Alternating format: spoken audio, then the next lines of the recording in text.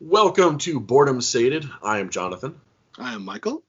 Today we're going to talk about a set of lists, or this is going to be our first one of this, where we're going to talk about common or uncommon monsters of different levels that are good for fights, good for plots, fun for GMs, fun for players, question mark. They are there for a potential plot hook, there for just simply let's start the players off on a journey and see where it goes.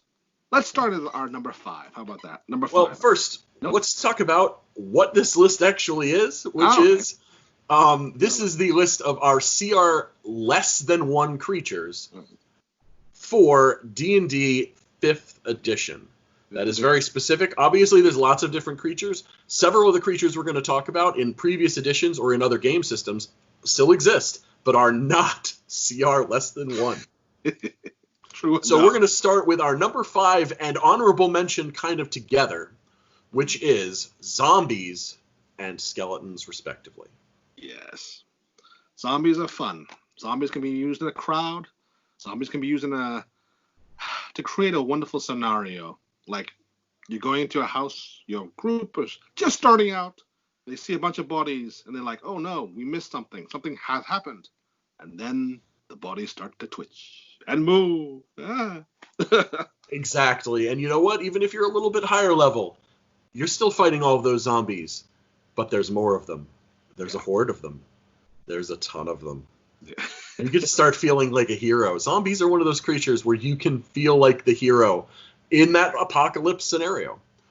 Especially considering one of their special abilities is that they don't die sometimes based on their hit. Yeah. If you knock them down to 0, one of their special abilities is if you knock them down to 0, they get a saving throw. And if they make that saving throw, they just go back down to 1. I have fought zombies in 5th edition where we had to kill a single zombie 8 times. Yeah. It's incredibly annoying, and they're incredibly resilient for their CR rating. It's like, die! Why won't you die? Yeah. Exactly. Yeah. Now, our honorable mention is skeletons, because you can do something very similar. However, skeletons have a completely different feel to them, because oftentimes skeletons are animated rather than just mindless. Yeah. And sometimes they even have weapons, or sometimes there's mages, like skeleton mages. Sometimes animals are animated. Sometimes big animals are animated. Who doesn't want to fight a skeletal T-Rex a little later down the line? I was thinking more of, there is one, it's not obviously for this part of the list, but skeletal minotaur is one of the things in this book. That's just mean.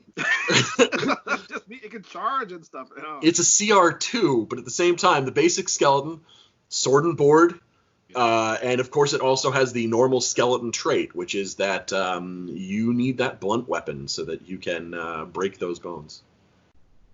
And because skeletons have the capacity to wield weapons, that makes the encounters more... there's a certain amount of variability to it. Not just 5 or 6 skeletons with a sword and board or sword and spear. There could be, skeletons in the back shooting arrows at you and annoying you from there. From distance. I have done that on many occasions for my games, as you are well aware. For those who are unaware, Mike has run many games for me, and I have run several games for him, so we know. Skeletons are great. They're good for quite a few levels. Yeah, but the beginning of this low level, yes, they're wonderful. All right, number 4, kobolds. The good old little dog-like creatures. Yes. Kobolds are a D&D staple. They go way back. They have there's 2 aspects of kobolds that separate them from a lot of the other monster races at this point. The first is that they are known as master trapsters. So that adds the element of if you chase if you enter a kobold lair, you have to worry about traps. And the second is more story based, but equally interesting, is that kobolds tend to worship dragons. And so that makes a dragon encounter, especially for those older dragons, a little later down the line, of course, with tons and tons of little kobolds, which don't which aren't exactly there to fight you. They're there to annoy the heck out of you with various traps to slow you down or mess you up. And you're like already on edge looking for a 600-ton whatever lizard that can breathe fire or whatever else. Exactly. Also, kobolds bring a few other things. You can always have your little flying kobolds. You can also have your kobold sorcerers, as they are very commonly that. And if you get into higher level, you can start giving kobolds scale color and start giving them special abilities. And of course, you can do the fun things of having kobolds be characters. You can have kobolds do all sorts. I love kobolds. Kobolds are one of my favorite. It's one of those just wonderful things that if you do it right, it's so much fun. Yeah. And again, kobolds are great for that low-level player, again, to fight several monster. Like, if you're going to have the kobolds fight to the death, you can put a bunch of them in there because they've got no hit points.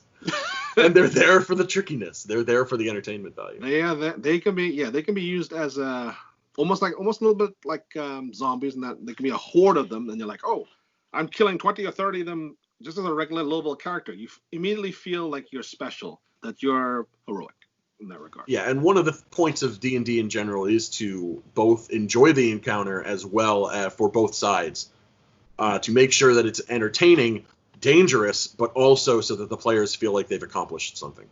I know. They've always wanted to fight a desperate battle against incredible odds. I did want to give you the opportunity to say that phrase. Thank you.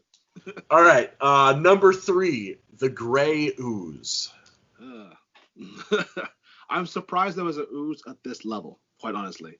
But I guess if oozes are good across quite a few different levels. Oh, yeah. But, they are one of those weird things that, if you've ever seen the movie The Blob, that's an ooze. That's basically a massive ooze. It's one of those things. I'm sure that when we do these lists later, I wouldn't be surprised if other oozes came back into it a little later. Because they are nasty. The thing is, though, they're very easy to hit, but they have special abilities a lot of the times. A lot of times they have damage resistances or damage immunities. Yeah. Sometimes if you slash an ooze, you just created a second one. Yes. With this one, it's only amorphous and it eats metal. So, it's only terrible, not abysmal. It's only terrible. Yes. The ability, this is a frontline fighter's generally one of his worst encounters. This is where you have to use the ooze's inability to catch up to you, movement to your advantage. When you the speed of this thing's only 10 feet. Learn to kite. Yeah. So if it doesn't ambush you in some way, shape, or form, and you see this thing, stay away from it, and then just shoot from a distance, because you don't want to actually get a melee and risk weapons. Sadly, it is very good at ambushing people, which is part of the reason why it's such a good encounter for what we're doing. True. And any bad guy can just throw those oozes in there. Just be like, oh yeah, I'm putting an ooze down there. This is a room that the people who are coming after me are going to have to go through. Let them deal with the ooze. I just put it there. Maybe it's a staple of terrible, terrible, terrible. Maybe ooze is like their own. You know those little vacuum cleaner round things, that the robot things. Maybe that's a medieval version of that. Just the bad guy leaves the ooze around and it eats all the debris. I like that answer. Right. So number 2. Yes. Number 2, we are going into the demon realm and talking about the Dretch. Oh yeah, the Dretch. Originally, I seem to remember Dretch is like one of the lowest, if not the lowest, demon kind. It's got an interesting ability, which is for humor purposes, it can do like once a day, and it's like a fetid cloud, and it's not too bad in terms of its effect, but it slows the party down. So long as you're inside the cloud and you fail the saving throw, you can either do an action or a bonus action, but not both. And because it will poison you. This is quite literally it emitting a cloud of poison. Yes. Disgusting green gas coming from a demon. You might even be able to call it something else, but we're not going to go to that level. And your thinking is completely correct. Isn't it called like fetid? It's called fetid cloud, yes. It is a very annoying ability. It is a low-level demon, so it can bring you into the concept of the demonic or demonic realms, which is great for plot device, which is one of the reasons why we chose this for our list. It's not that tough to fight, but it again does bring in damage resistances as well as standard demon traits. All demons in 5th edition are immune to poison. So you need to worry about things like that. And also, we like to choose a lot of our creatures here that have special effects and abilities, like saving throws that you have to take. There's other ones that we like that we talked about that have specific saving throws or special abilities, but we picked ones that are more universally they're more universally useful. Again, moving into a demon encounter, this is definitely, or a demon-based campaign, this is where you'd probably start with your level 1 party. Yeah. It can also be used, since it's from another dimension, it's a plot hook. It's like, what is that thing? And the party is like, not encountered anything like it before. They might mistaken it for something else. It is a small-sized creature, and its picture kind of looks like a fat goblin. A fat bestial goblin. Yeah, you could do something like that. It's all right. It's like a goblin dog. It's like a green goblin dog. That's all right. I got nothing. It's pretty hideous looking. The point is that it's hideous. It's a demon, and it works for the purposes of what we're talking about. Yeah. Finally, I fought specifically to say that I hate fighting this creature. I think everyone hates fighting this creature, and in fact, for 5th edition, I believe, if this is moving on to our number 1, in case you guys had not realized that, we're going into something that I believe the creators of D&D decided, why don't we just get this monster out of the way as low level as possible so it doesn't eat a lot of magic items? Because that is its literal job in every other edition, to make players hate the GM who put them in the campaign. But if you do it at level 1 or 2, who cares? You don't have any magic stuff yet. If you haven't figured it out yet, our number 1 is... the Rust Monster. The Rust Monster. One of the aspects of Rust Monsters is, even says in the antenna, that it corrodes non-magical ferrous metal objects. So that means magic items for this little creature, it's immune. It can't affect magic items, which I'm sure all party members are who remember the Rust Monster as a high. All players are happy and all GMs are slightly annoyed. It's the bane of frontline fighters, or anybody who uses metal weapons, metal armor, shield, anything like that. And at this low level, it's only a CR 1/2. So you can, it can be a decent fight. It's got an armor class of 14 and 27 hit points. It's not really a melee monster, but well, if you think about it again, for level 1 creature or for level 1 players, that's a pretty strong fight. Remember that for the idea behind CR 1/2 is that you can fight several of them as a party, and it's fair. Yeah. But one-on-one, a first level player versus a Rust Monster, especially if that player is using metal weapons, they're probably not going to be very happy with the result of that combat. I can say, though, this is still much, much nicer, not better, nicer than Rust Monsters were in previous editions. Yes. We kind of had to put it on this list because this is, again, both entertaining for the players and entertaining for the GMs. This creates another interesting situation. And this is a great monster for, like, those ridiculously evil but low-level dungeon creators to put in there to just say, I hate you. Fight a Rust Monster. True. Rust Monster also has one of the things of our lists are when you encounter things that are unusual. I mean, a lot of DMs like to get past the first levels as fast as possible because the players can't really do a lot of things. Spellcasters especially are not really, they're like, other than cantrips, they've got 1 spell, 2 spell, 3 spells, and they're done. And healing is limited. So it's very melee or ranged heavy, and you're hitting things a lot to get past those levels as fast as you can. But when you do that, you're doing yourself a little bit of disservice because if you're a dungeon master and you're trying to introduce thinking outside the box for players to teach them because D&D can be a very harsh mistress. It can the learning curve, if you don't prepare your players correctly, can be quite fatal to them. And only if you are a good GM. I have seen many, many, many games where it doesn't matter what the players do because the GM does not put anything tactical or difficult in front of them.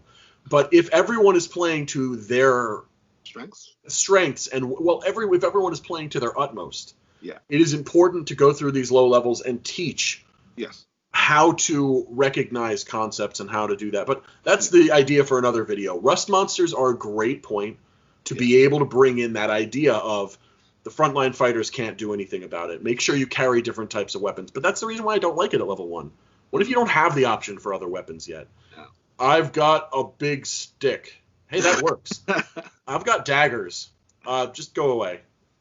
Just stay in the back. Rogue, don't even get in the fight. That's why. The thing is, I've seen that happen in many occasions where Rust monsters are put in, where 1 or 2 members of the party just don't get in the fight, and that's the reason why I never really liked them. However, in this edition, putting them in at early level is a good idea. Making it so they can't hurt magical items is probably a good idea, but making it so that it also still gives you the idea for GMs to be able to alter monsters and put in a higher level Rust monster, which does eat the player's stuff, because I believe there is another monster. I'm not sure if it exists anymore in the current editions. It was called a Disenchanter. I know that's really original, but it really was. It lived off magical energies. It looked a bit like almost like a horse, but with the face of a aardvark. And I remember that. And it would. I'm like, so it's like the Rust monster except it eats magic items. So yeah, I mean it teaches valuable. It does teach the players a valuable lesson.